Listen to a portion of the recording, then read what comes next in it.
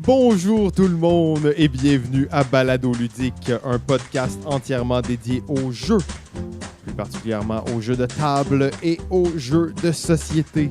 Aujourd'hui, saison 5, épisode 7. Épisode 7, quoi? L'épisode 7 du top 100. Et nous sommes rendus au jeu 30 à 21. Non, 40 à 31.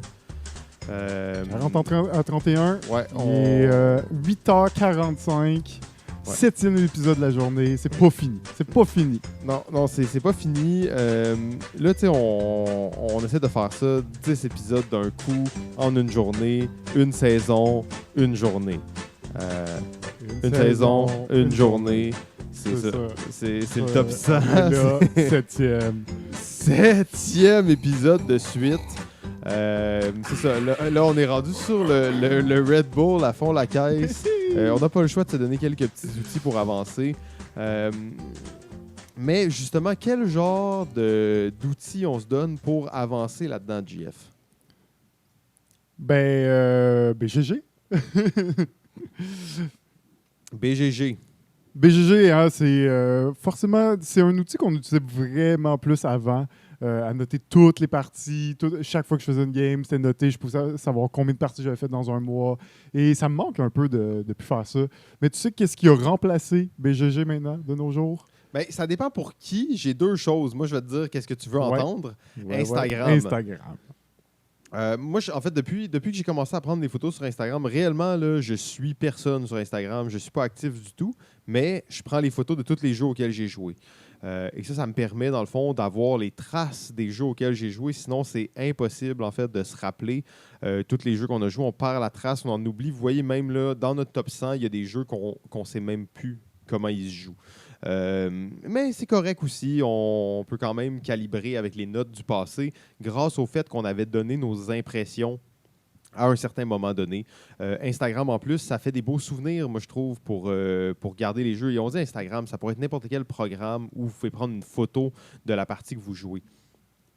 Pour moi, c'est toujours un des plaisirs aussi de prendre un jeu en photo. Ouais. Nous, on était, je veux pas dire qu'on était dans le cinéma, mais on était des gens qui avons étudié en cinéma. On a toujours été des fans de cinéma, d'images. On a utilisé beaucoup de caméras dans nos vies. Et là, on se retrouve à prendre des photos de jeux. Il y a quelque chose qui m'amuse beaucoup là-dedans. Penser à des angles, penser à des situations, penser aux couleurs, penser au contraste, à la lumière. Je trouve qu'il y a quelque chose d'intéressant dans un jeu à prendre. Il y a des jeux, en fait, qui sont vraiment excitants à prendre en photo. Il y en a d'autres que c'est un peu plus difficile. Oui, en effet, mais Instagram, heureusement que j'ai commencé à faire ça, à prendre tous les jeux en photo, parce que ça m'a permis justement de compléter la base de données BGG qui avait déjà été buildée dans les dernières années. Et c'est vraiment ça c'est le mélange et donc le mix des deux.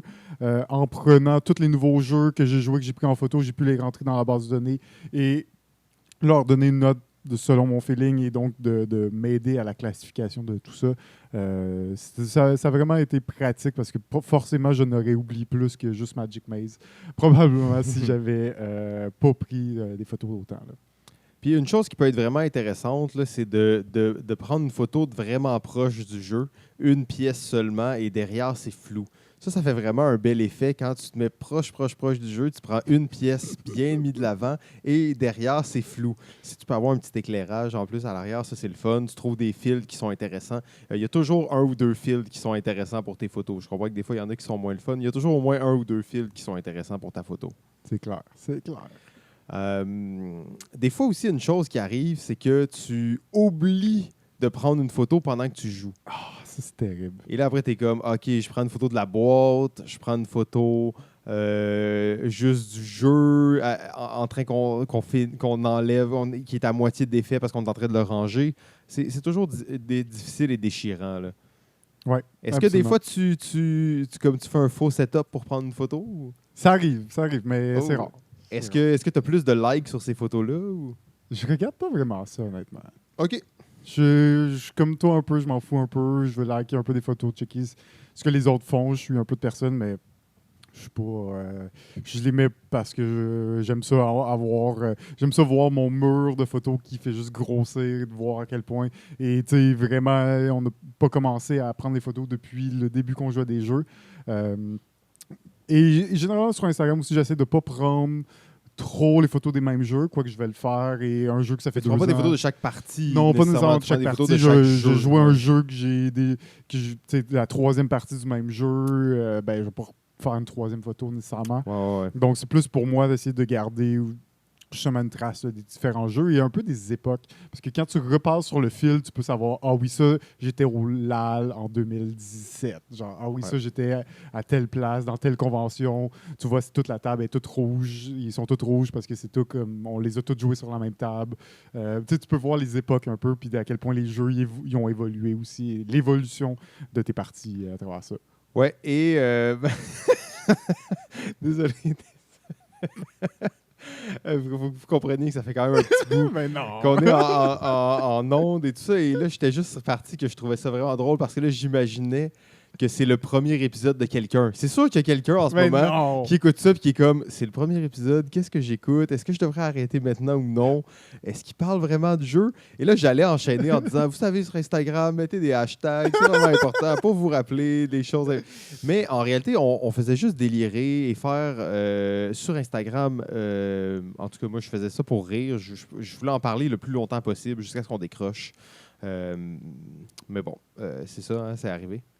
Ouais, ben t'as décroché solide, mais retournez donc à l'épisode 1 parce que c'est le top 100. Fait que commencez pas en plein milieu. Hein, fait que l'épisode 7, franchement, là, il est 8h30 là, du soir. Là, retournez à l'épisode 1 à 11h, c'était plus simple. Ouais, il est 8h30 et c'est ça. Exact. Donc, je pense que la méthodologie est claire.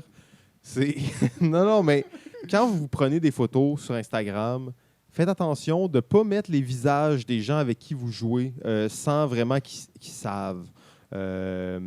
C'est une question de respect, hein, de C'est vie vrai. privée. Faites attention quand vous prenez des photos de jeu. Je pense que c'est correct de voir un bout de bras, de voir un chandail, de voir quelque chose qui est associé à une personne, mais de voir les visages, juste faire attention. Il y a des gens qui aimeraient moins ça, peut-être. Il y a des gens peut-être qui sont pas où ils devraient être. Et il y a des gens peut-être qui souffrent de problèmes de perception d'eux-mêmes. Hein. Donc, quand ils se voient en photo sur les réseaux sociaux, ça les rend pas bien. D'accord, Simon. Je prendrai plus ta face en photo. Promis. Non, mais là, ouais, c'est bon. Parfait. Donc, aujourd'hui, on est là pour le top 100. Et on est rendu à 40 à... De 40 à 31. Y a-tu quelque chose qui rattache ces jeux-là ensemble de ton côté, JF?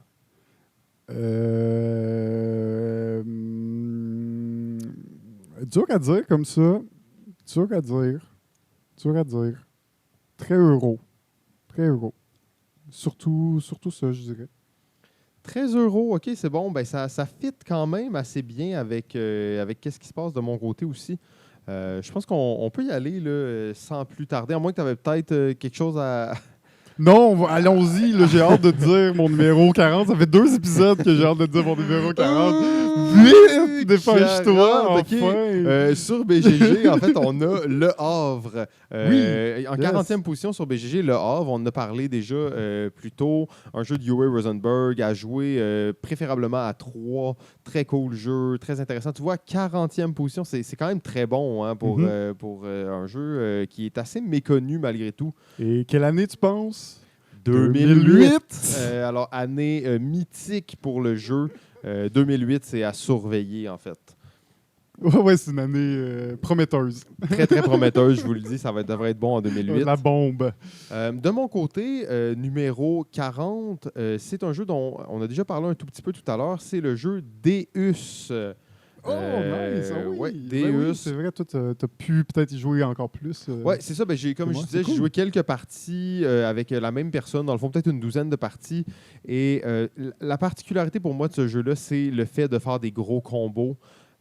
Comme tu disais, tu joues une carte, mais la fois d'après, quand tu rejoues une autre carte, si elle est de la même couleur qu'une que tu as déjà jouée, ben, tu fais toute celle de la couleur que tu joues.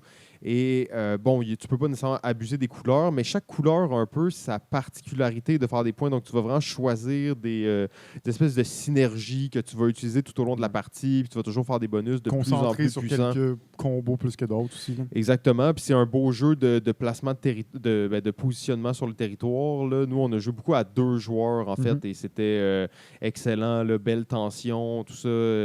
Grande capacité de faire justement des combos différents à chaque partie. Très cool. Deus. Ouais, on est vraiment, tu sais, tu as le feeling un peu de jeu de civilisation, mais vraiment comme, on n'est pas en train de builder une civilisation, mais juste un petit village dans un territoire, tu sais, que tu construis des bâtiments, mais tu sais, il y a des temples, il y a quelques temples qu'on va pas construire, mais sinon, c'est des bâtiments ruraux bien normaux. Très standard. Très standard, Ouais, rien de phénoménal, mais on construit notre petit village, puis justement, là, cet engin, cette construction d'engin fait en sorte que très intéressant comme un jeu se développe à long terme. Là. Donc, OK, cool. Je suis content de voir ça. Pour de vrai, je dois dire, depuis tantôt, je pense juste que ça serait cool de reparler de comment peindre des bonnes photos de jeu, puis faire de l'éclairage intéressant, peut-être faire certaines mises en scène par rapport à tes jeux, parler de Instagram layout, où tu peux créer des numéros...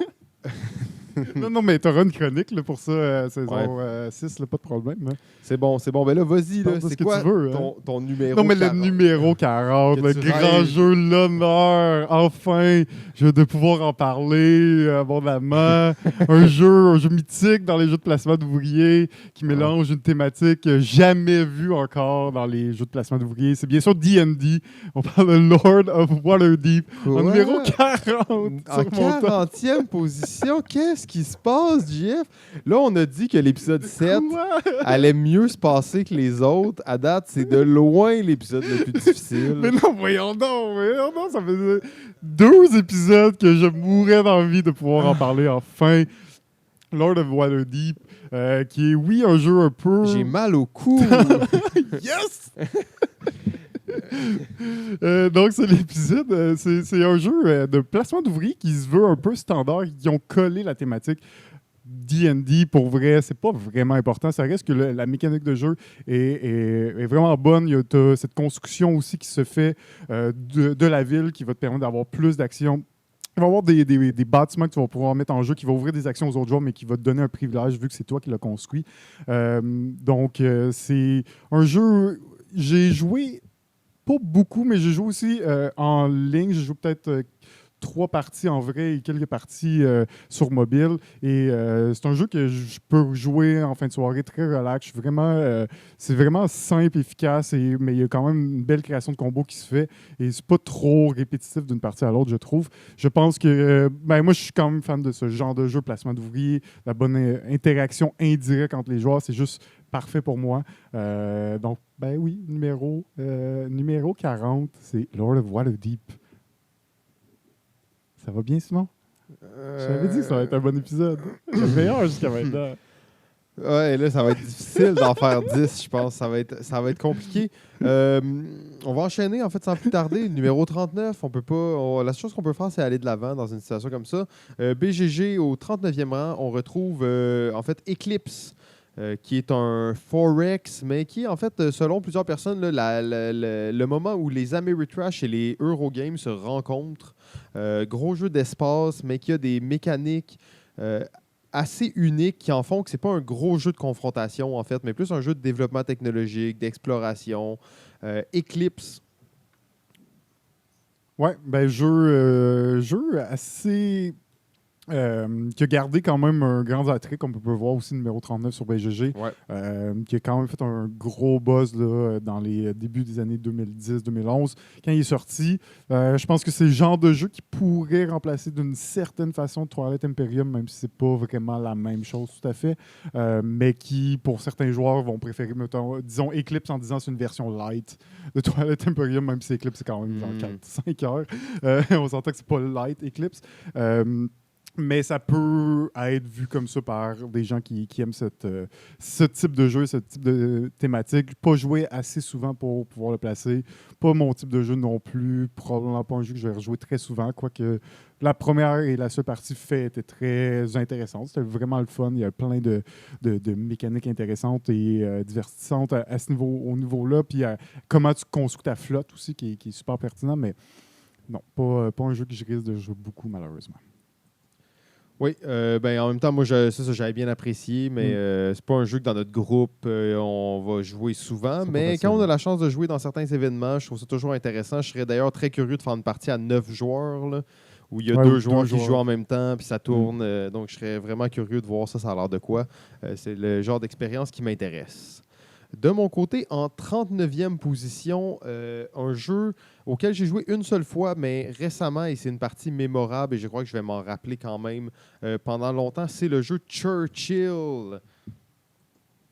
Gros wargame de GMT à 3 joueurs dans lequel on va jouer les dirigeants, en fait, Churchill, Roosevelt et Staline durant la Deuxième Guerre mondiale lors de leur célèbre conférence. En fait, il y avait 10 conférences pendant la Deuxième Guerre mondiale que ces 3 dirigeants-là ont fait. Et on va jouer jeu 3 joueurs, chacun de ces dirigeants durant les conférences pour négocier certains enjeux. Et le jeu est séparé en 2 phases. On fait les conférences et ensuite il y a les fronts. Donc on va combattre, les forces vont combattre. Et c'est presque coop dans le sens quand on combat parce qu'on se bat contre l'Axe, contre les Allemands et les Japonais. Mais nous, on est Russie, États-Unis, Royaume-Uni. Donc tous nos fronts avancent conjointement contre le Japon et l'Allemagne. Je ne veux pas trop rentrer dans les détails parce que c'est un méga jeu. Là. C'est un gros GMT. Là. Il y a plein de petites mécaniques, plein de choses que je pourrais vous expliquer. En gros, ce qui est important de retenir, c'est que le niveau de négociation pour un jeu à 3 joueurs, la façon dont ce jeu-là est construit pour créer des ententes et arriver, mettons, à certains compromis entre les joueurs est absolument phénoménal. Je me suis levé de ma chaise. On était dans un pub ludique. On était au Randolph sur le Randolph Beaubien, Rosemont. Rosemont. Ouais. On était là et je me suis levé de ma chaise et j'ai capoté parce que la personne n'avait pas vraiment respecté qu'est-ce qu'il avait dit qu'il allait faire. Là. Donc, il y a eu vraiment beaucoup de tensions. Là. Il y a eu beaucoup de folies qui se sont passées. Et la beauté de la chose, l'Américain prenait beaucoup d'avance, OK? Et le Russe et moi, j'étais l'Anglais, le Russe et moi on a commencé à se... Au lieu de on a commencé à s'allier contre lui, OK? Contre l'Américain, parce qu'il prenait trop d'avance. Ouais. Et au final, l'Américain a gagné et nous, on était derrière l'Américain, OK? Par contre, il y a une règle, il y a plusieurs façons que les points sont décodés à la fin. En fait, si le premier joueur a un certain nombre de points de plus que les autres joueurs, c'est pas le premier qui gagne, c'est le deuxième. OK. Et là, il explique ça, dans le fond, qu'à la fin de la partie, s'il y a un pays qui a pris trop d'avance, dans le fond, la guerre n'est pas résolue et il y a une autre guerre qui éclate contre un nouveau dictateur. Et là, dans le fond, c'est le deuxième joueur qui va gagner la partie. Fait que là, nous, dans le fond, qu'est-ce qui est arrivé? C'est qu'on l'a trop retenu. Si on l'avait laissé faire plus de points, ben, on aurait eu une chance de gagner. Mais là, à cause qu'on s'est allié contre lui, ben là, on l'a retenu de dépasser ce nombre de points-là qu'il fallait. Okay. C'est juste pour exposer comment ce jeu-là, il peut être tordu à 3 joueurs, puis ça demande beaucoup de réflexion. Et c'est un jeu dans lequel on va, disons, faire des enchères pour contrôler ce que les autres joueurs vont faire. Okay. Donc moi, je vais, mettons, payer un certain montant pour décider ce que toi, tu vas faire avec certaines de tes armées. Okay. Et c'est un peu ça le concept du jeu. Et quand je dis payer, c'est plus t'entendre avec les autres joueurs s'ils vont te laisser le faire ou non. Donc, pendant les conférences, c'est une espèce de jeu de tir à la souque. Là. Donc, toi, tu tires sur ce que tu veux. Les autres peuvent tirer sur ce qu'ils veulent aussi. Mais si personne tire sur ce que toi, tu tires, tu vas l'amener dans ta zone. Mais il y a comme 7-8 enjeux sur lesquels les gens peuvent influencer en même temps. Donc, très intéressant. Là, je le décris rapidement là, parce que c'est un gros jeu de GMT. On s'était préparé à l'avance. On avait regardé des vidéos, lu les règles pour être prêt. Parce que ça peut facilement prendre 2-3 heures comprendre le jeu. Là. Ça nous a pris 5h30 jouer la partie à peu près. Mais pour une première partie, c'est bon parce que je pense qu'on peut réduire peut-être d'1 heure dans les parties suivantes. Oui, ben c'est l'intérêt, c'est aussi le fait que ce soit un jeu designé pour 3 joueurs, il y en a très peu. Hein. Exact. Puis cette situation politique aussi, ça fait une belle thématique. Là. C'est un jeu que j'avais vu passer, mais ça te prend le bon, bon groupe. Le bon groupe pour ça. Puis le jeu aussi, pas un jeu que tu risques de sortir souvent, mais ça a l'air intéressant. Ouais, Surtout qu'en théorie, c'est 3 alliés. Oui. Mais qu'on est en confrontation malgré qu'on est alliés dans une guerre. Ouais, Donc, comment super cool, ça se passe, le concept, c'est qu'à ce moment-là, on peut prendre pour acquis là, que les Alliés disent qu'ils ont déjà gagné la guerre.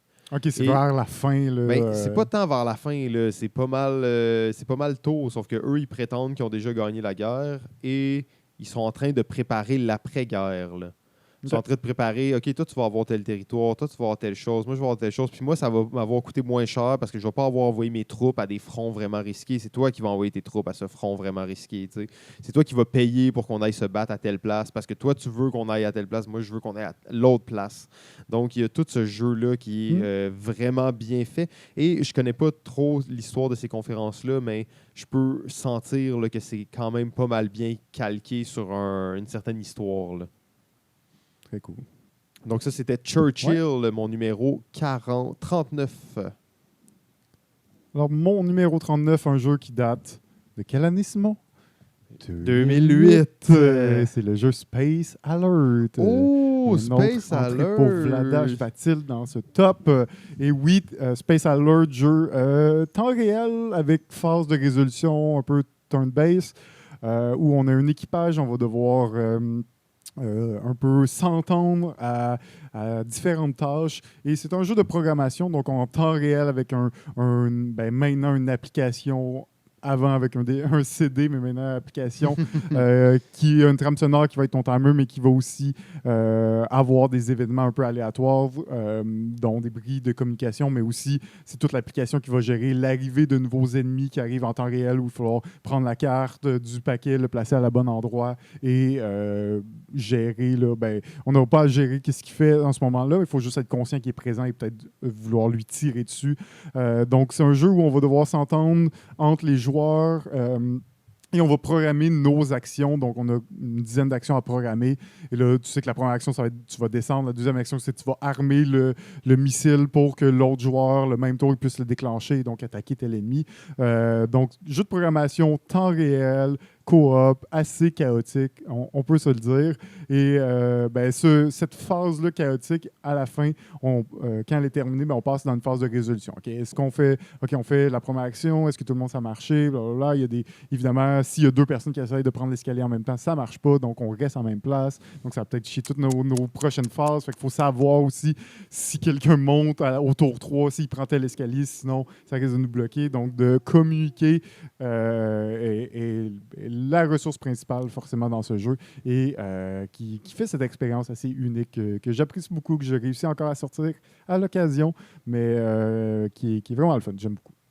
Space Alert. Bon choix.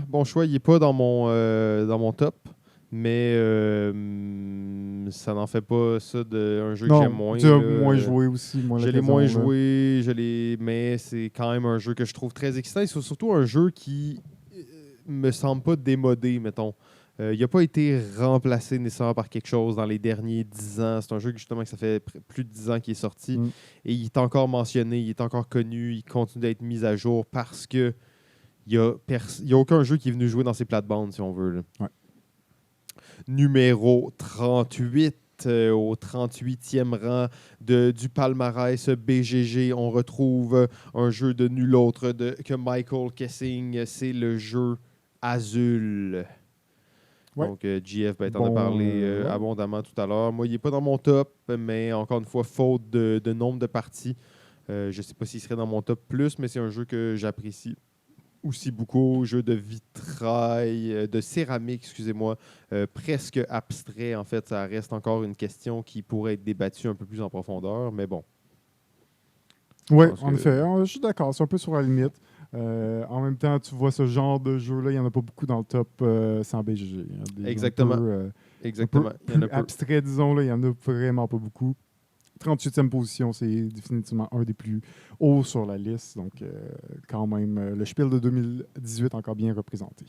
D'ailleurs, juste pour être franc avec tout ça, c'est le premier abstract game sur BGG. C'est celui qui a le plus haut classement là, dans la catégorie jeu abstrait. Donc, Azul, très, très bon choix d'un auteur pratiquement légendaire, en fait. Là.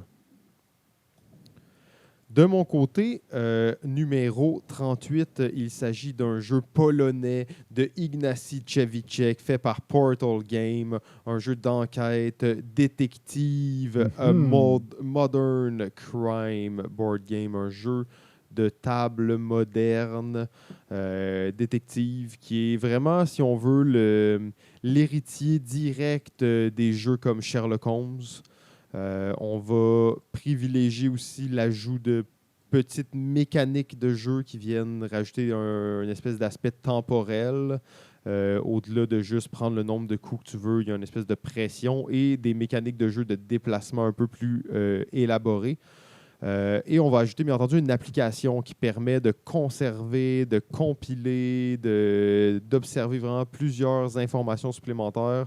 D'ailleurs, une des particularités de Détective, il y a une application web, dans le fond, sur laquelle on va pour jouer au jeu, mais il y a aussi plusieurs choses qu'on va chercher sur Internet, qu'on va chercher directement sur Google, en fait.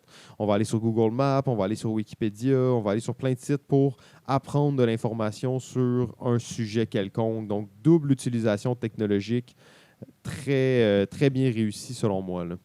Bien hâte de l'essayer, clairement. Potentiel de rentrer dans mon top. Donc, jeu un peu à la Sherlock, un peu... Ouais, très, très à la Sherlock. Et on sent encore plus... tu sais, Sherlock, on sait, c'est 10 chapitres, c'est quand même massif. Dans Détective, c'est 5 pour la première boîte, là. Et moi, j'ai trouvé que 5, c'était vraiment un bon nombre. C'était assez long pour te garder en haleine, mais assez court pour que tu puisses le jouer. Puis finir, mettons. Ouais, parce qu'une séance de détective, c'est 2h30, 3h, peut-être un peu plus. 2h30 à 2 joueurs. Là. Si t'es 4, ça va être facilement 3 heures par séance. Donc, tu veux avoir le temps de toutes les jouer. Et quand moi je l'ai joué, c'était comme une série télé avec ma femme. On y pensait le jour, on en parlait pendant le souper, puis après le souper. Puis on joue presque jamais à des jeux ensemble. On joue à des jeux une fois par mois ensemble pratiquement. Mais ça, on l'a joué en 2 semaines, dont les 3 dernières fois, presque 3 jours, un à la suite de l'autre. Donc on l'a vraiment dévoré pour l'histoire et pour l'intrigue. Pas nécessairement pour les mécaniques et tout ça. Seul faux pas pour moi de ce jeu-là, c'est qu'ils ont peut-être un peu abusé sur la saveur narrative du jeu. L'histoire est très intéressante, donc l'histoire sur laquelle on enquête, mais tout le reste, ils font énormément référence à des gens qui boivent du café, qui mangent des beignes et qui capotent devant des ordinateurs. Il peut y avoir un chapitre complet où ça dit vous êtes devant vos 3 ordinateurs et votre programme de reconnaissance d'algorithme facial roule comme un fou pendant que vous buvez votre café. Et là, ils déblatèrent sur tout des shit qui n'a aucun rapport, qui est juste de la saveur. Au début, c'est un peu drôle. À la fin, on faisait juste sauter ça. Donc, pour moi, c'est le seul faux pas de ce jeu-là. S'il y avait juste peut-être streamliné un tout petit peu plus, on serait pas loin de la perfection dans un jeu d'enquête. J'ai très hâte de jouer la 2e boîte qui vient tout juste de sortir. Très cool. Très hâte de le voir.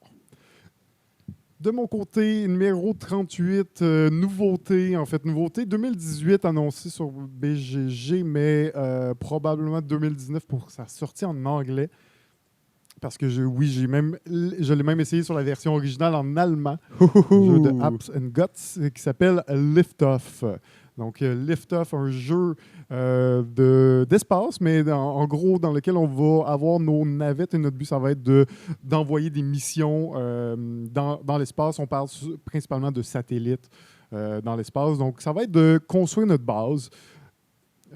Spatiale. On va pouvoir évoluer notre base spatiale, évoluer notre navette spatiale qui amène ses charges dans l'espace. Il y a plein de façons de l'évoluer, améliorer la capacité de transport ou réduire le coût que ça nous coûte envoyer une mission dans l'espace. Et c'est un jeu un peu de draft d'action, c'est-à-dire qu'on a 2 parties au jeu. La première partie, on a accès juste aux technologies niveau 1 et niveau 2.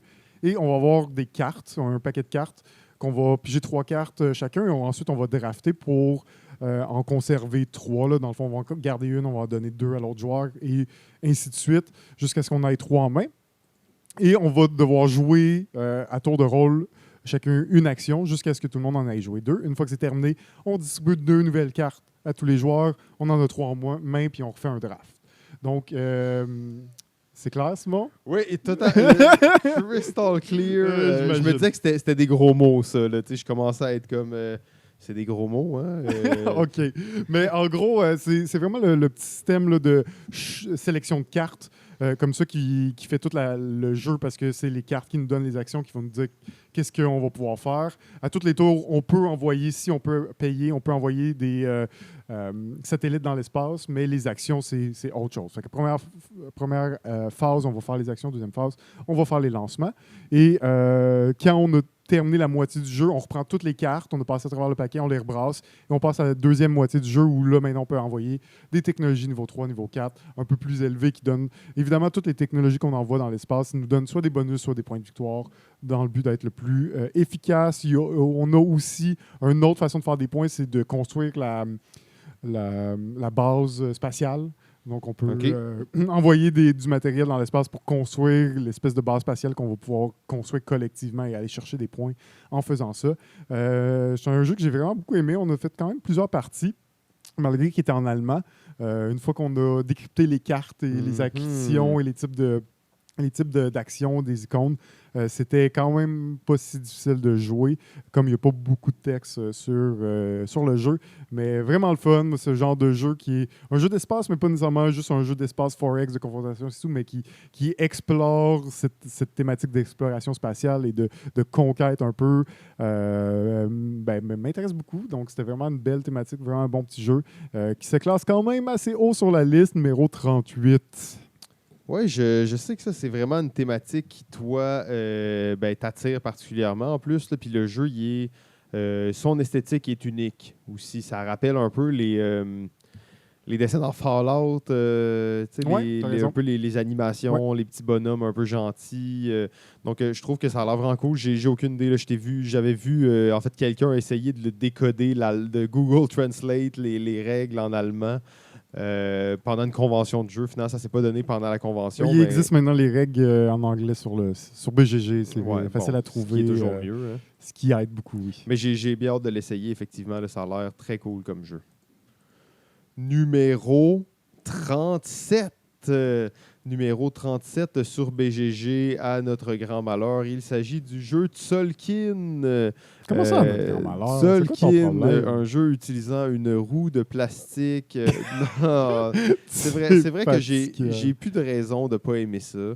C'est quand même, là je le vois, numéro 37. Je vais me laisser convaincre par la foule que c'est un bon jeu. Non. Je vais en parler de façon plus joyeuse plus tard, OK? Ah, OK. Bon, ben c'est parfait. Tu pouvais bien te douter. Ouais, ben j'espérais que non, mais ça sera pas à l'épisode 7, hein, parce que là, je commence à... L'épisode 7, il est difficile. OK, alors, mon numéro... Bien plus haut que ça. OK, alors, mon numéro 37, il s'agit du jeu Bruxelles 1893. Nice. Un genre de jeu sorti en 2013, un hybride worker placement, majorité, si on veut. On joue des architectes à Bruxelles qui construisent des hôtels hors déco ou hors nouveau, quelque chose comme ça. Tu achètes des toiles, tu les vends, tu t'installes dans des chambres d'hôtel. Donc, la thématique, en fait, n'est pas ultra au rendez-vous, mais jeu très original dans sa façon de procéder. On va aller chercher des majorités sur comment est-ce qu'on place nos workers. Fait que dans le fond, on va placer nos workers pour aller chercher des tuiles et après ça, en plus, le placement de nos workers va dicter certaines majorités qu'on va essayer de gagner. Donc, il y a vraiment un double, triple sens à nos actions. Chaque action a des répercussions quand même assez profondes.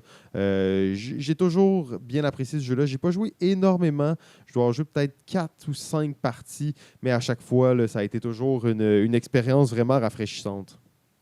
Ouais, ben écoute, jeu que j'aimerais rejouer.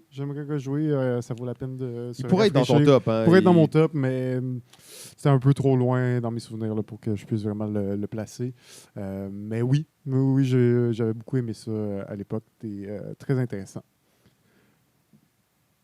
De mon côté, on est rendu dans des jeux plus légers, là, Ah ouais, tout ok, t'es dans léger. une phase tout Ah, tendre. aucun humour noir, aucune tension. Secret Hitler. Oh, ça c'est rough. Léger, léger. Donc, Secret Hitler dans les jeux de style Avalon, Loup-Garou, pour moi, se classe très, très haut par cette thématique un peu controversée, on va se le dire. Mais jeu qui marche très bien, jeu d'ambiance, donc où on va être les fascistes un peu contre les nationalistes et essayer de trouver qui sont les fascistes parmi nous et surtout essayer de tuer Hitler. Donc, façon un peu humoristique là, de traiter un sujet assez lourd, mais un jeu qui marche très bien, un jeu d'ambiance qui est très le fun, très party-esque. Et pour les gens qui sont dedans, c'est un jeu de négociation aussi, de discussion assez. Faut vouloir aimer ça, là. C'est un peu s'engueuler, pas s'engueuler, mais tu sais, de discutailler de façon assez prononcée et tranchée, oui, exactement. Et être convaincu de fausseté que tu es en train de dire pour cacher ton antécédent fasciste. Mais en gros, Secret Hitler, un jeu qui a fait un buzz en 2016 et qui est encore très populaire, donc Secret Hitler.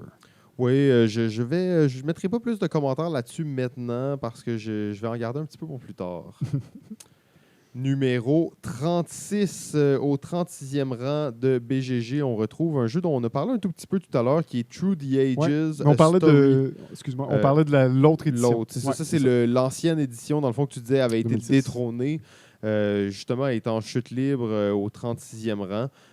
Mais c'est pas des jeux que je connais, mais c'est des jeux qui m'ont toujours beaucoup intéressé, vu leur côté très postmoderne. J'ai l'impression que ces jeux-là ressemblent plus à l'image qu'on a des jeux d'ordi de civilisation que les vrais jeux de civilisation. Là. Ouais, ben peut-être, parce que oui, il y a une interface, on dirait, à ce jeu-là. Hein. Tu sais, comme je disais, les Cube Pushers, tu as plein de tracks où tu essaies d'améliorer tes tracks, puis tu pousses des cubes vers le haut. Donc, on dirait plein de barres latérales que tu peux déplacer. Oui, et comme il était très élevé avant que la nouvelle édition sorte, et juste à titre de référence, la nouvelle édition est en troisième position. Ouais, c'est ça, ce qui est quand même sérieux. Là. C'est ça, exact. Ça reste que, bon, je pense que par sa popularité d'antan, Story of Civilization est encore dans le top, même dans le top 50 BGG. Mais ça ne me surprendrait pas qu'ils perdent un petit peu des positions vu le fait qu'il a été un peu remplacé. Je ne vois pas vraiment la raison de rejouer à celui-là si tu peux jouer à versus l'autre. le nouveau. Ouais. Ça fait du sens. Numéro 36, de mon côté, on en a parlé abondamment et plusieurs fois, et même on en a parlé il n'y a pas si longtemps avec GF. C'est le jeu Tales of the Arabian Night. Unique jeu. Ce jeu-là m'a déjà fait faire des cauchemars en réfléchissant à comment ils avaient mis en place leur grille de résolution pour aller décider à quel chapitre on devait aller. C'est d'une complexité monstre et c'est pas pour rien, justement, je pense qu'on n'a pas revu de jeu qui... parce que le système est juste trop excellent. C'est pas normal qu'il n'y ait pas de jeux qui ont repris ce système-là. Le problème, c'est que quand on y pense, c'est d'une complexité effrayante. Ouais, ça reste pratiquement comme écrire un roman, mais juste avec 1000 histoires qui sont très mal. C'est plus comme écrire 15 romans. Ouais, c'est ça. Et ça hein? ouais, mais ça s'applique bien dans un contexte d'une histoire mythologique. On sait les histoires mythologiques, c'est rempli de petites chroniques et de petites anecdotes, donc ça reprend bien ça. Peut-être une si on veut, des faiblesses de ce jeu-là, sans que ce soit une faiblesse, c'est que ça peut être moins intéressant. Il y a des tracks, il y a des aventures qui vont être moins excitantes. Et une partie, de temps en temps, ça va arriver, tu es blessé toute la partie, tu es ensorcelé, tu es en prison, tu es rendu un handicapé, tu pourras jamais retourner chez toi. Tu as changé de sexe, tu peux pas gagner la partie. En fait, ça, par contre, c'est choquant. c'est choquant parce que le changement de sexe dans ce jeu-là Ah t'empêche ouais. de gagner la Non, partie. mais ça, c'est brisé. Là. C'est pour ça que je disais que c'était peut-être un peu désuet. Ouais. Tu sens que c'est un peu vieillot au niveau du système. Là, il y a des règles que tu es comme, ben voyons. Mais même au niveau social de la chose, hein, c'est dépassé à tous les niveaux. Parce En plus. Oh, ouais, ça devrait être la seule Absolument. chose au moins qui devrait réviser là-dedans parce que c'est un jeu qui vaut vraiment la peine d'être joué. Il y a des moments là, absolument uniques. Je me Des rappelle. lieux mythiques, Des tu vas lieux- voir genre une fois en 10 games, genre que tu feras plus jamais après. Genre. Exactement. Puis là, tu te rends compte, tu es dans la vallée des diamants, mais là, si tu pas le skills qu'il faut, mais là, tu n'as aucun contrôle sur comment tu vas Avoir là. ce En fait, là. skill-là, puis Puis comment tu vas là, c'est juste comme le hasard pur. C'est comme tu roules des dés à l'infini, puis il arrive des choses vraiment cool.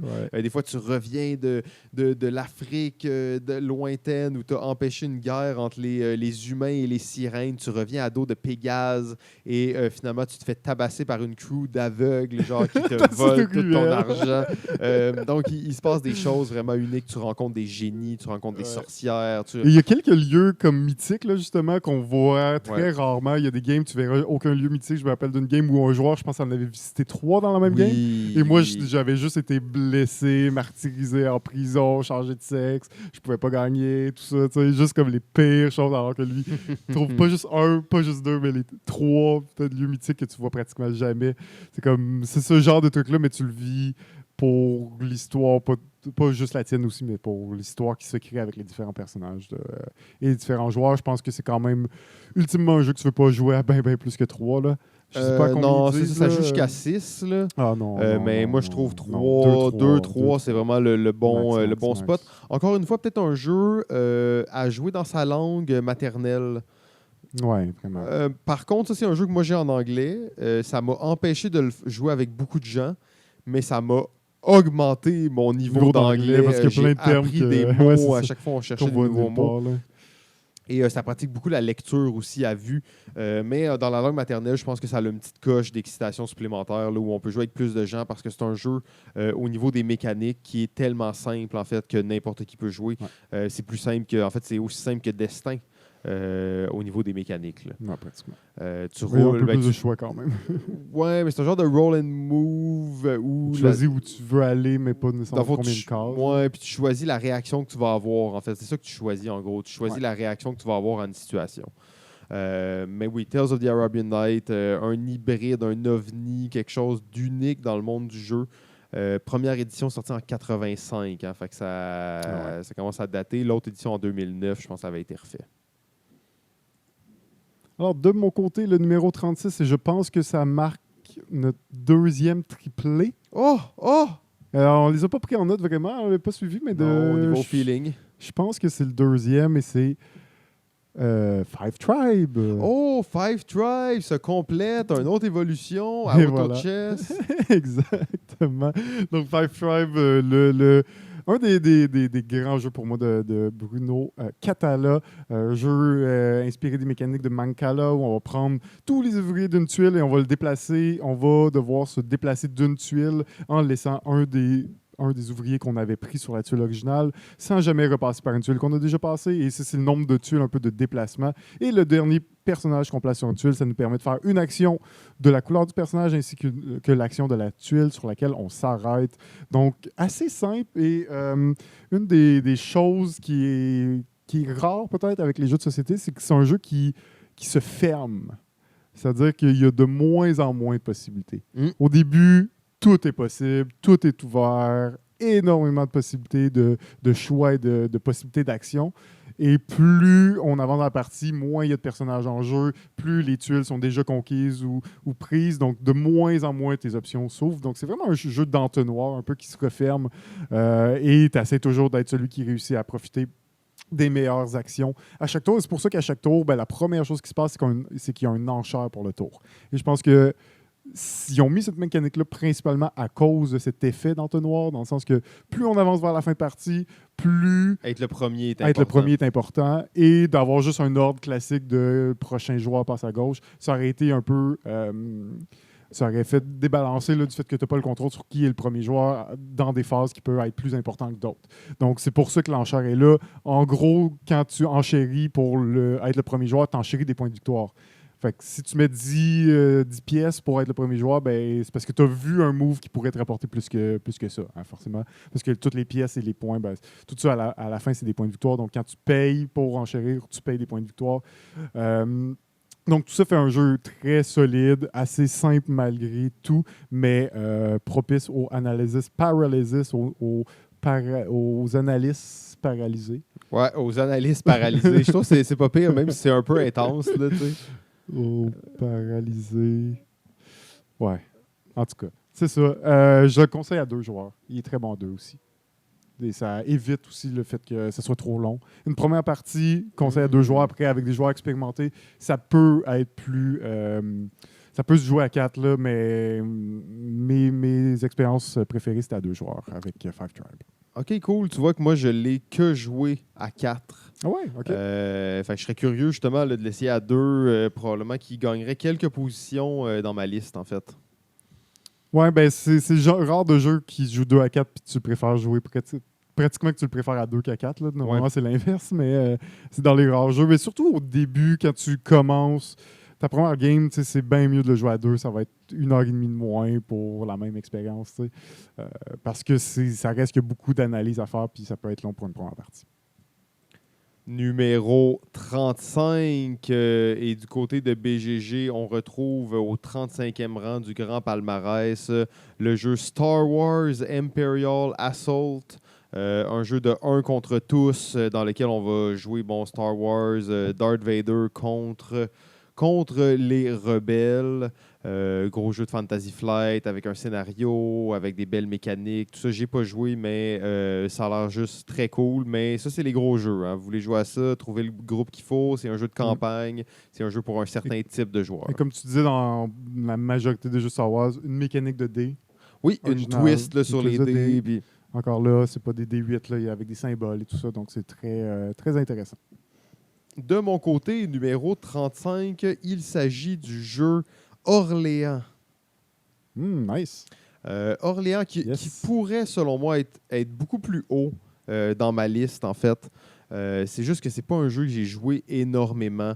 Encore une fois, on reprend l'idée là, de la mécanique de jetons dans un sac. Donc, on va appeler ça un chip building ou quelque chose comme ça. Chip bag building. On met des jetons dans un sac. Les jetons sont des ouvriers qu'on va piger à chaque début de tour, qui vont nous permettre de faire des actions, qui vont nous permettre d'évoluer notre village, de faire des missions d'exploration, de faire plein de choses dans le fond. Sur le jeu, c'est un jeu euro, donc ça va nous permettre de faire les actions qui vont nous permettre d'acheter d'autres choses, de faire des points, de faire des ressources, etc. Mais c'est juste très bien ficelé comme jeu, en fait. Je pense d'ailleurs qu'on va l'avoir les 3 dans nos listes. Et quand je dis les 3, je parle aussi de BGG.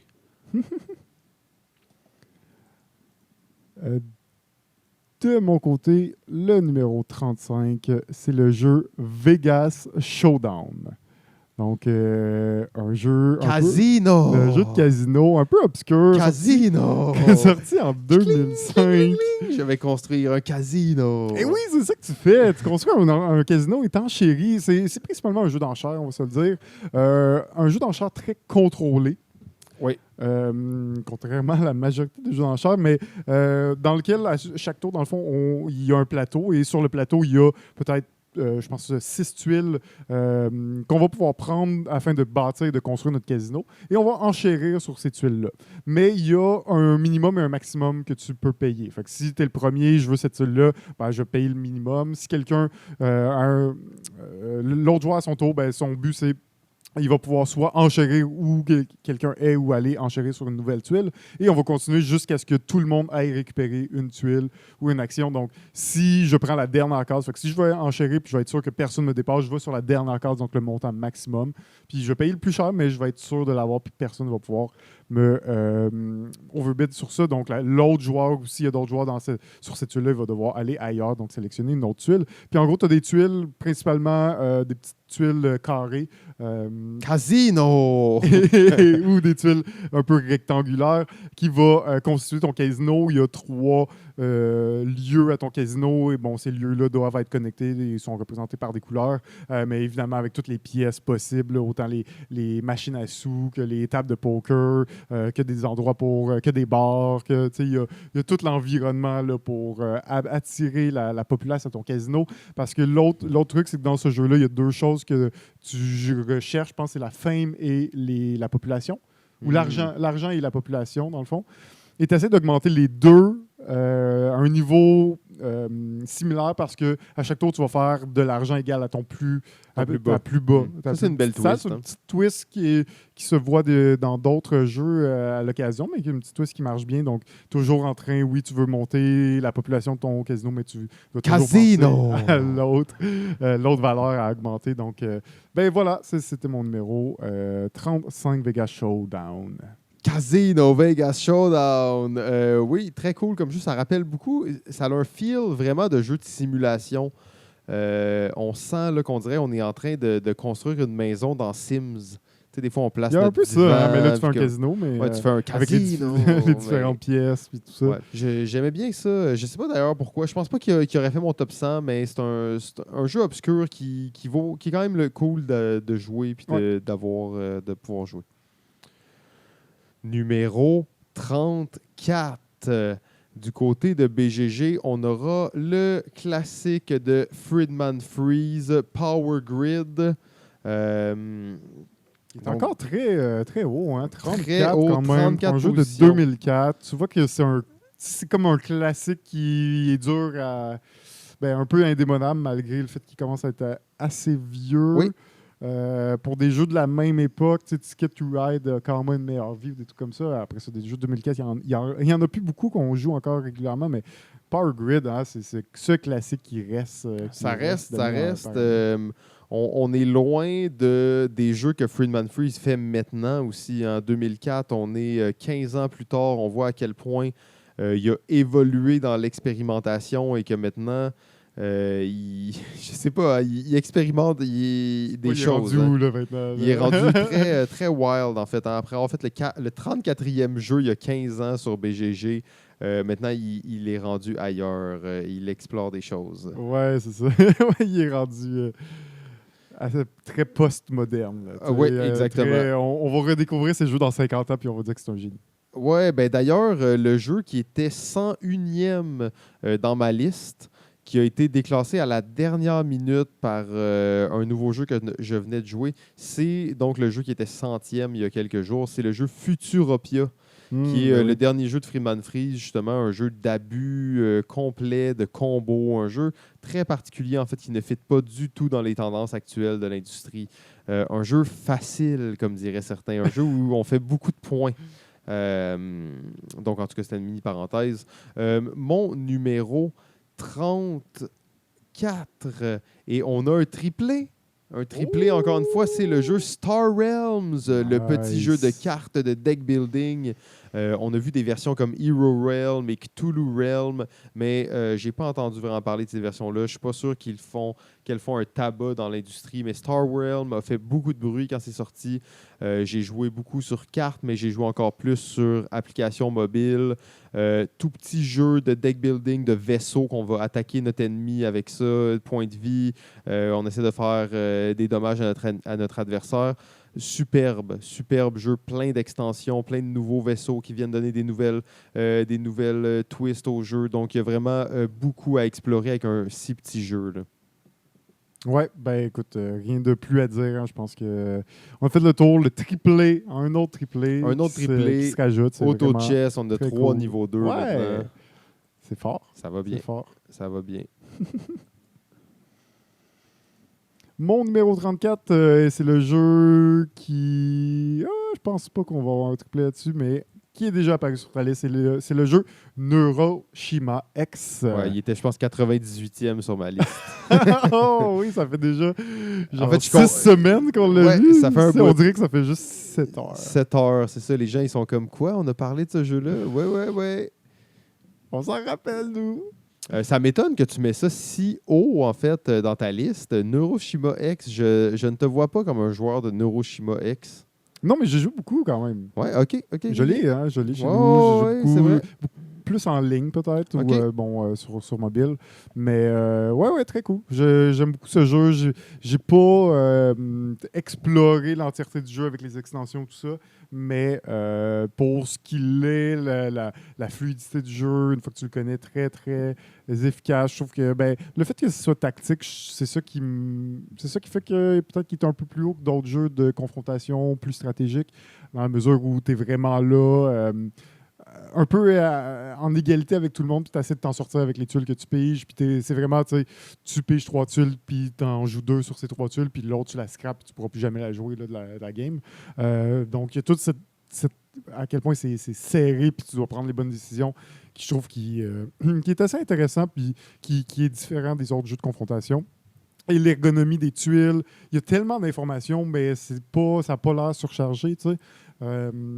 Donc, l'économie est tellement bien faite. Bon, c'est un jeu polonais, c'est bien fait, ces jeux-là. Donc, Naoshima, ben oui. Je te dirais qu'il a probablement perdu des places, beaucoup de places par rapport à ce que je l'aurais classé il y a quelques années. OK. Mais quand même, 34, c'est pas mauvais. Pour moi, ce jeu-là a quand même, malgré tout, un petit défaut fondamental, c'est que l'aspect de hasard est vraiment présent. À ton tour, tu dois piger une tuile, la jouer, donc un peu à la Non, Carcassonne. mais t'en piges 3, Ouais, et t'en joues 2 des 3, puis la troisième, tu dois la scraper. c'est ça. Donc, il y a peut-être un petit côté où tu es un peu plus limité dans ce que Absolument. tu peux faire. Par contre, c'est ce qui fait aussi que le jeu roule assez vite. Ouais. Et que souvent, Exact. une partie ne va pas être Puis suffisante pour cette bad déterminer. luck-là, elle est répartie également à travers tous les joueurs. Après ça, oui, bon, potentiellement, tu peux avoir une partie moins chanceuse que d'autres, mais je trouve que le fait que ce soit quand même assez équivalent pour tous les autres joueurs et que t'as pas vraiment de mauvaise tuile, tu sais. Tu sais, C'est vrai. des fois, tu te dis, hey, si j'avais celle-là, je la jouerais là, mais tu as eu d'autres choses, puis tu l'as joué ailleurs, puis ça faisait comme. C'était peut-être même mieux. Tu sais, Ouais, c'est t'as ça peut-être qui pas fait de que. mauvaise, mais t'as clairement des meilleures. Tu sais, chaque Ouais. deck a vraiment ses tuiles qui sont vraiment fortes. Si tu les piges au bon moment, Ça peut te donner un ça petit va te donner edge, un ouais. avantage. Mm. Oui, mais bon choix, bon choix. Numéro 33. Sur BGG, à la 33e position, j'ai un jeu sorti en 2015 qui s'appelle Kingdom Death Monster. Un jeu qui peut se vendre à 2200 pounds sur le Geek Market, mais on va plutôt aux 3000 dollars américains. On voit beaucoup de chiffres autour de 500 dollars dans le marketplace. Je n'ai aucune idée c'est quoi ce jeu-là en fait. Kingdom Death Monster. Horreur, mature, fantasy, adulte, roleplay, grid movement. Un genre de gros jeu d'aventure de campagne, j'imagine, kickstarté de folie, là. Ouais. Mais qui atteint le 3. 33e rang sur BGG. Kingdom Death Monster, ça me dit vraiment quelque chose. Et là, je suis en train de vérifier. Kingdom Death Monster 1.5 sur Kickstarter, 12,3 millions de dollars d'engagés. Oh. C'est le Kickstarter de jeux de société le plus Lucratif. lucratif. Oh my God. OK. Par OK. contre, là, j'ai l'impression que le 1.5, c'est peut-être une réitération. Je suis pas sûr que c'est exactement celui qu'on voit sur le top en ce moment. Je connais pas beaucoup ce jeu-là, honnêtement. Je l'avais entendu à cause de ça. Là. Kickstarter 12 Ouais, millions. OK. C'est mémorable. c'est le number effectivement. one maintenant. Là. Pendant longtemps, c'était comme Exploding Kitten à 6 millions. Mais Kingdom Death qui l'a redépassé. Il me semble que ça a été kickstarté il y a peut-être début 2017, si je ne me trompe pas. OK, ils mettent 2015 pour la sortie de ce jeu-là sur BGG. Après ça, il est sorti. Après ça, il a été re-kickstarté, justement, comme tu dis, avec l'édition. Parce que là, c'est vraiment mentionné 1.5. Fait que peut-être qu'il a été kickstarté. Là, ils ont fait un Ouais. deuxième Kickstarter, une nouvelle implémentation du jeu. Difficile à dire, je ne le connais pas beaucoup. Mais 12 millions sur Kickstarter. Ouais, c'est quand même fou. Donc, c'est ça, un jeu vraiment où on va combattre des monstres. C'est un jeu d'horreur apocalyptique, pratiquement. Ça fait peur, en fait. Hein? Ça fait peur. Un jeu totalement obscur, mais qui a rapporté 12 millions de dollars, qui est le Kickstarter le plus lucratif. Ça, c'est la preuve que Kickstarter... Selon moi, Kickstarter ne va pas détruire l'industrie du jeu, mais a vraiment créé une industrie parallèle qui est tout aussi viable, mais elle est parallèle. Elle est vraiment différente. Elle est vraiment différente. C'est pas la même chose. C'est pas à mépriser ou à honorer. C'est juste comme une autre chose. Donc oui, c'est ça. De mon côté, mon numéro 33, un jeu d'horreur. En fait, il faut bien avoir des coïncidences dans la vie. Un jeu de fantômes et un jeu du génie Antoine Boza. Un jeu coopératif d'horreur qui n'est pas Kingdom Death Monster. 1.5. 1.5. C'est le jeu Ghost Stories. De Antoine Boza, comme j'ai dit, donc célèbre jeu coopératif. D'ailleurs, vous savez bien entendu en quelle année est sorti Ghost Stories? 2008. Donc, c'est un jeu effrayant, très difficile, considéré comme l'un des coops les plus difficiles, dans lequel on va jouer des moines Shaolin qui vont défendre leur cité contre des fantômes, dont des moines taoïstes qui vont défendre leur cité contre des fantômes durant une nuit d'attaque. Jeu très simple, hein? On a 9 cases avec des actions spéciales, il y a des monstres qui arrivent de tous les côtés. Ça rappelle un peu une espèce de tower defense dans lequel il y a des roulements de dés. Chaque joueur va jouer un personnage qui a des pouvoirs particuliers. Il y a une prise de risque à prendre dans le jeu. Il y a vraiment quand même beaucoup de profondeur. C'est un des jeux que j'ai le plus joué dans ma vie. En fait, il n'y a pas beaucoup de jeux que j'ai joué 20-25 parties, mais Ghost Stories en fait partie. J'ai joué beaucoup seul. C'est un jeu coop. Incluant dans le noir dans un garde-robe. C'était pas dans le noir, c'était juste dans un garde-robe. On était dans une fête, dans un party. On était dans un chalet entre amis et tout le monde dormait. Je voulais pas réveiller les gens. Il y avait un grand walk-in. Je me suis installé là. J'ai joué à Ghost Stories. C'était parfait. En fait, j'ai eu le temps de jouer 2 parties. Sûrement que j'en ai perdu une, j'en ai gagné une. J'adore ce jeu-là. Merci à Antoine Boza d'avoir créé ce jeu-là il y a maintenant un peu plus de 10 ans. De mon côté, numéro 33, un jeu de construction de ville, ma foi magnifique par ses pièces, ses composantes et malgré tout assez simple. Et c'est le jeu Medina. Donc, quel beau jeu de ville! Oh que oui! Donc vraiment le jeu où tu as le plus le feeling qu'au début, il n'y a rien, il y a juste un petit puits, puis des petits paysans, puis plus ça avance, plus la ville se construit, et plus la partie avance, plus c'est serré. Tu pensais pouvoir installer ton temple mauve? Non, je t'ai volé la dernière place possible pour placer un temple et maintenant tu ne pourras plus en avoir. C'est un jeu qui se referme très rapidement. Donc, c'est pas un très long jeu. On parle d'à peu près 1 heure. Et rapidement, là, à passer un peu la moitié de partie, tu te rends compte à quel point il n'y a pas assez de place pour tout le monde dans le jeu. Tu essaies de placer le plus de tes bâtiments pour faire le plus de points de victoire. Et c'est fou à quel point, malgré les règles très simples, tu sens... tu sais, il y a une rue commerciale, puis tu la sens, puis elle est là, puis elle donne des points de victoire. Puis il y a, tu la sens, les règles très simples de construction de ville, mais qui donnent l'impression d'une ville et d'avoir construit. Tu as tous ces murs qui se construisent à l'entour de la ville, mais dans les murs, tu dois toujours... Un côté du mur ne peut pas rattraper l'autre parce qu'il doit avoir au moins un espace pour la porte qui ne doit pas être bouchée par un autre bâtiment. C'est comme plein de petites règles simples qui font en sorte qu'à la fin, t'as pas un fouillis, n'importe quoi, mais tu la vois, cette ville, puis ses rues, ses artères importantes et tout. Jeu avec des pièces en bois.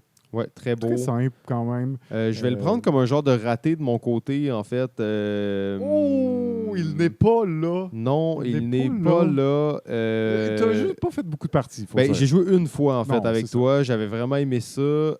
Par contre, quand tu me le décris là, il y a plein de jeux dans mon top 100 que je me rappelle moins, que j'ai probablement moins aimé que ça ou qui auraient moins mérité leur place que celui-là. Donc, je vais le mettre dans ma liste, des ratés. Des oublis. Mais c'était un beau choix. Shaming.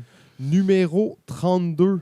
Il s'agit encore une fois d'un jeu qui est fait en parallèle du marché contemporain. C'est le jeu Mech vs Minion, qui est un jeu, si je ne me trompe pas, coopératif de World of Warcraft. Pas de World of Warcraft, excusez-moi, de League of Legends. League of Legends, ouais. Exact.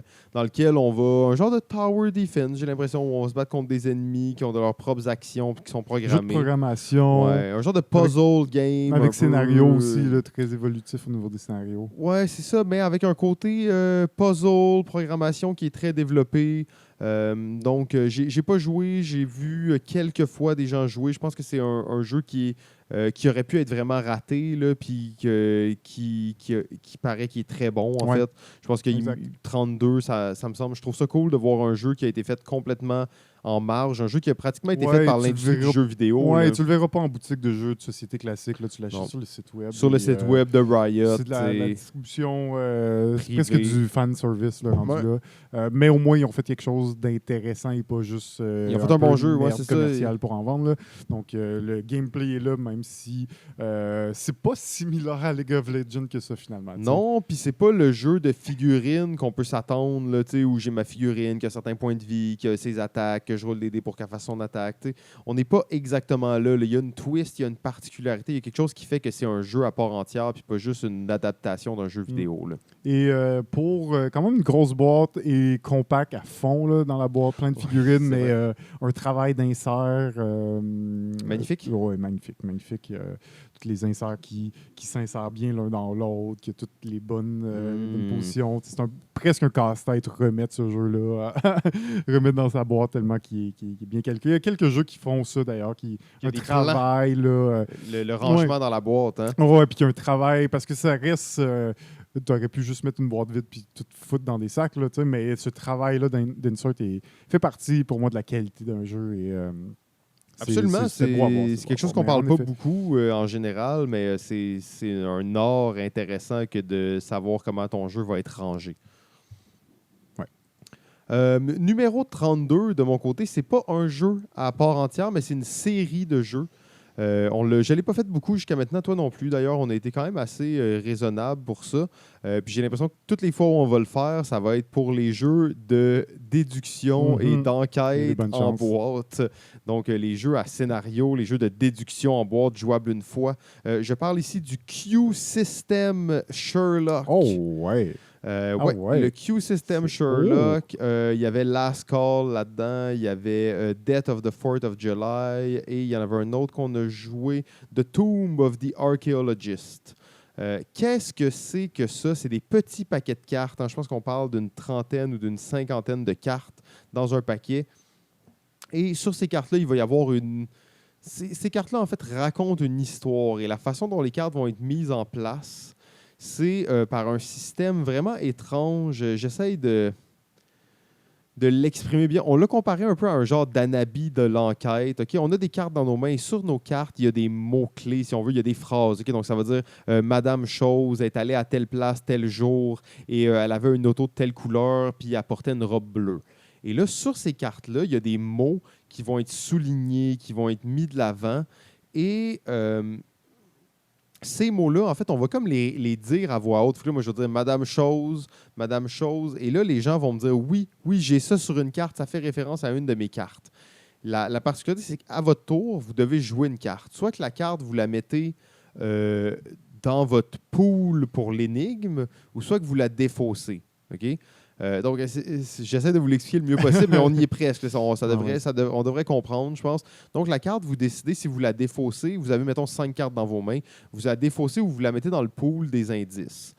Comment vous déterminez si vous la défaussez? Mettons, moi, je dis le chat de Madame Chose, le chat, puis là, je dis ça pendant 3 tours, puis personne ne dit rien. Ça veut dire que personne n'a cette même phrase sur une de ces cartes. Donc, on peut peut-être imaginer qu'elle n'est pas importante. Donc, je vais décider de la défausser au lieu de la mettre dans le pool d'indices.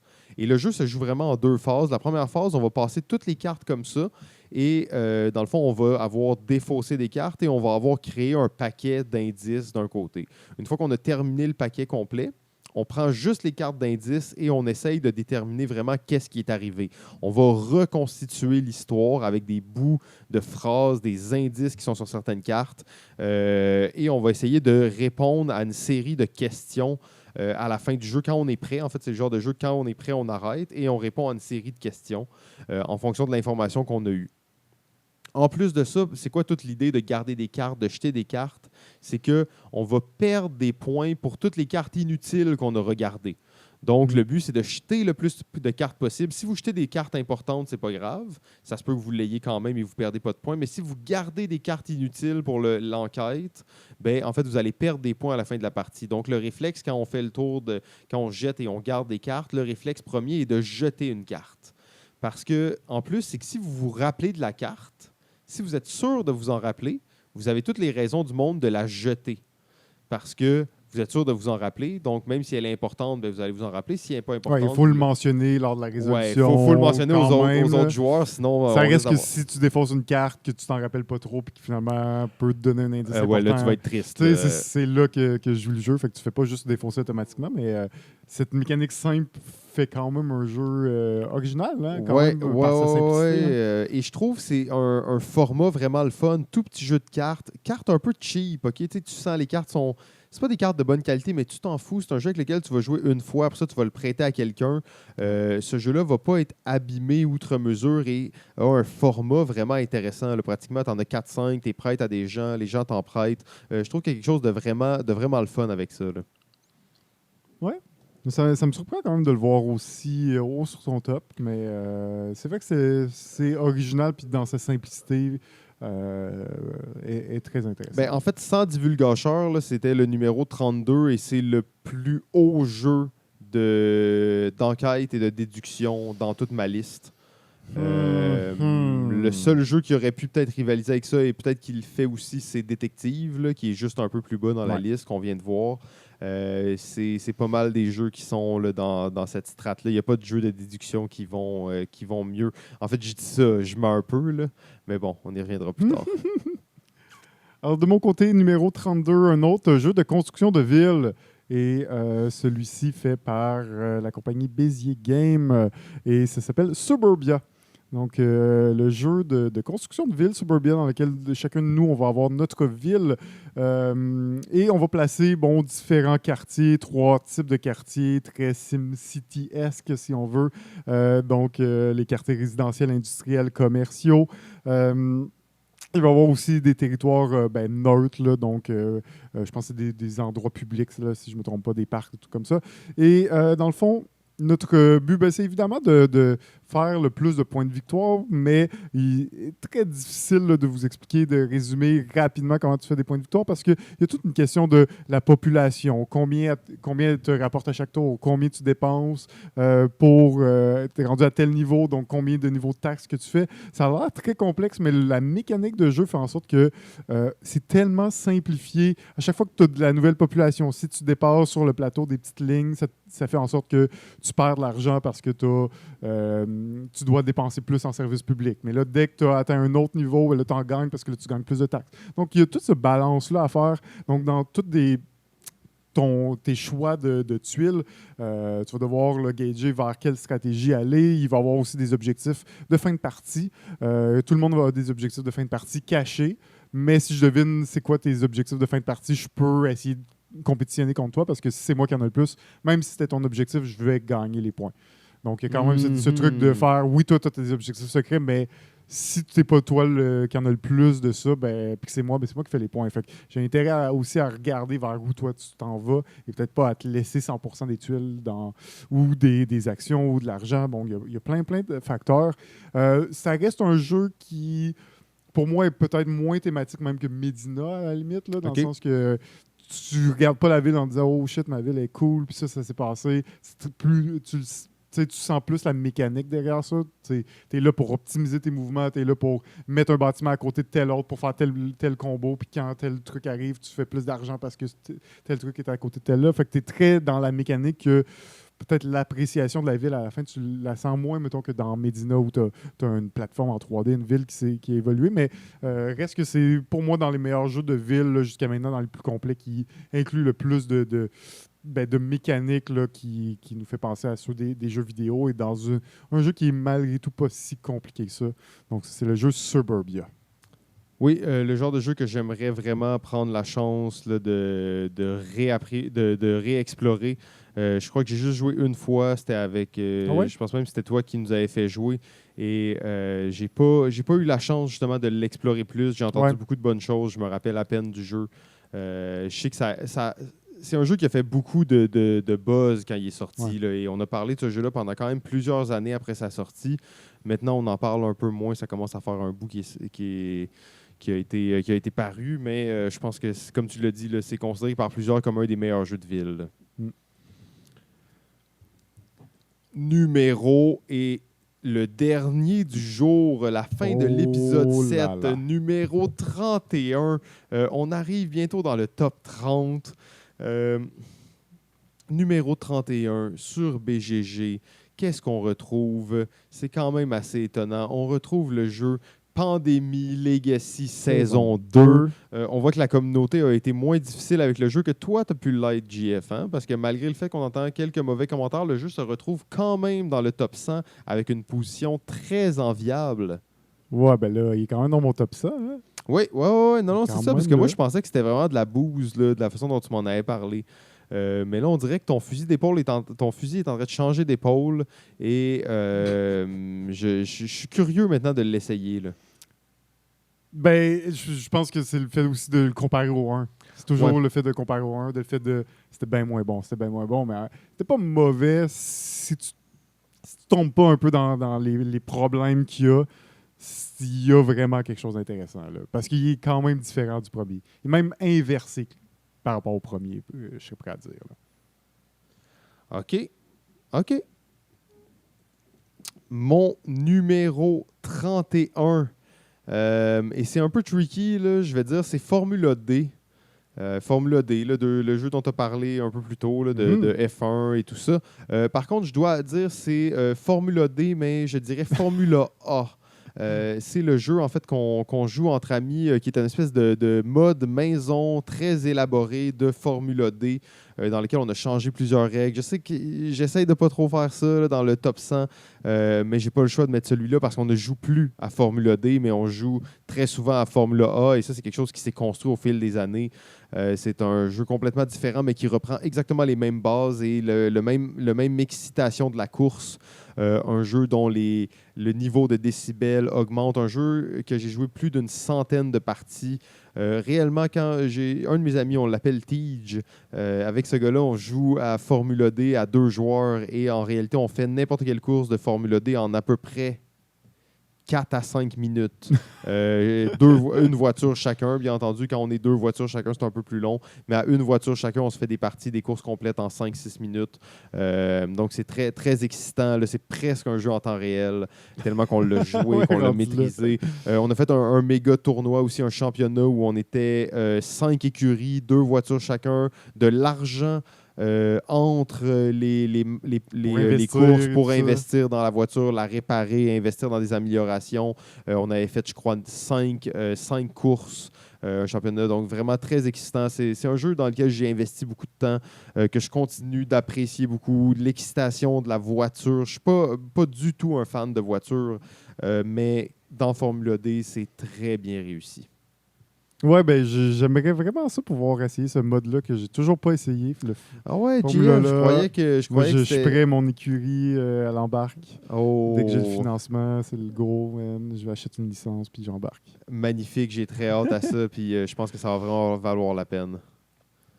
Mon numéro 31, jeu que tu as déjà parlé un peu plus tôt durant la saison. Un jeu de programmation chaotique de robots dans une usine qui font un rallye, ça n'a pas rapport. Quelle thématique fuckée. Un jeu de 1994, c'est pas croyable ce jeu-là.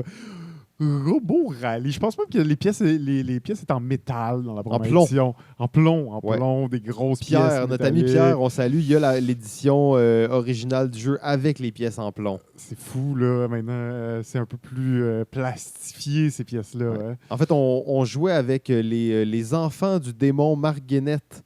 Le démon Belzébuth en personne. On n'en a pas beaucoup parlé cette saison-ci, mais bon, vous comprenez maintenant qu'il est dans la mythologie comme les autres. Et ses enfants, en fait, avaient peur de toucher les pièces en plomb, que ça aille dans leur sang et qu'ils soient contaminés à jamais. Donc, en tout cas, c'était juste une petite anecdote sur Robot. Les enfants de Belzébuth sont déjà contaminés, franchement. C'est ça que je leur disais tout le temps, mais il n'y avait pas l'air de catcher. On a fait des games vraiment mythiques là, de Robot Rally au point de s'écœurer un peu pratiquement du jeu. Tu sais, quand tu fais une game à 10 joueurs sur Alors que c'est un jeu à 8, là, puis qu'on mixe 2 jeux ensemble, puis que ça dure 3 heures et sur une demie. carte surdimensionnée au lieu que ça a duré sûrement même plus à un certain point. C'est peut-être un petit peu trop. C'est un petit peu trop pour un jeu de programmation un peu chaotique. random, là. Ouais, c'est ça. Mais si bon. Si bon.